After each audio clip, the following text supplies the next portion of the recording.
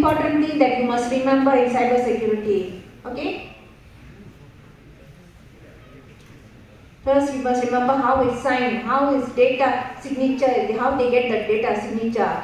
Data, you have to run the hash function and you get the code. Once you get the code, you need to encrypt the code, hash code using the signed private key and you get the signature. Okay, this is the one. You attach it to the data.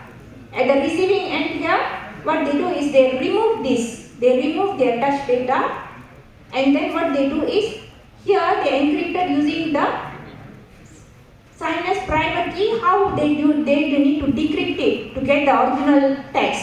They need to decrypt using the signed public key, and then they get this code here. Okay, this is the hash.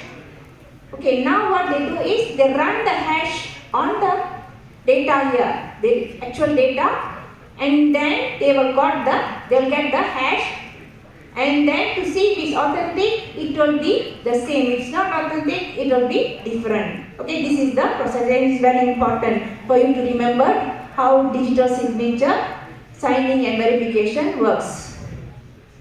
Okay, fraudulent email and unsolicited email. Unsolicited email or spam is sometimes a relatively harmless but annoying form of mass marketing. Yeah? What is spam actually? Have you all ever received spam? It's a form of mass marketing but annoying. Okay, maybe you don't want to receive this kind of mails. Okay, spam is also used by scammers to trick people into sending them money. They use the scammers also use spam, to trick people, okay, for them to send the money. And these types of email attract unsuspecting users, okay, by, for example, proposing a business arrangement that could earn a very large amount of money. Okay, these are all fraud, comes under fraud. And in some cases, users are persuaded to forward the email to all their contacts in exchange for money. And this is just a ploy to spread the email to as many people as possible.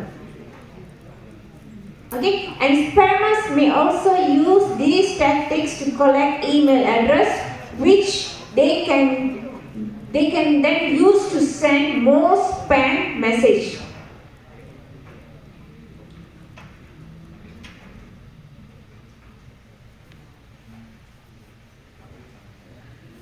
Okay, email and malware. So email attachments and links are commonly used methods to install malware and computer. So every time you have attachments, be careful. Every time you receive an email with links, you be very careful. Don't simply click those links, because those links are used to install malware on your computer. So once a malware being installed, once you click and a malware is already installed, then you can see all the things that you don't want will happen to you. Okay. And attachments can be one of two things: the actual file or the document designated in the email. Okay, the actual file. Sometimes they will send you Trojan, right? Trojan file where the file will look like a beneficial file and something like a virus, will be hidden in the file. That is Trojan. And then the actual file will be or document designed in the email, or a copy of the expected attachment that has malware embedded in it, file with macro or an executable file.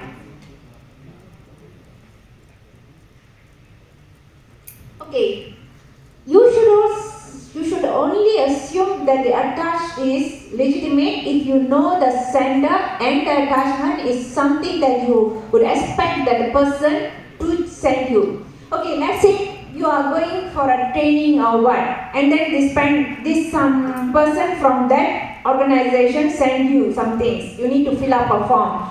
Then you can click it and fill up the form. but it's from someone unusual, you never came across, you don't know who is it, and then anyway, let's say they know you got an account in Maybank, and then they just pretend they are officer from Maybank, and no, you can't simply reply them, you can't fill up the form for them, you should verify, you should call up the bank. Is the reason I got this mail and all, okay? So you need to be very careful with when you receive emails, when you are communicating via emails, because there are a lot of scammers, there are a lot of hackers doing unwanted things using by email, sending you funny links and all that. And if you have any doubts, do not open the attachment, okay?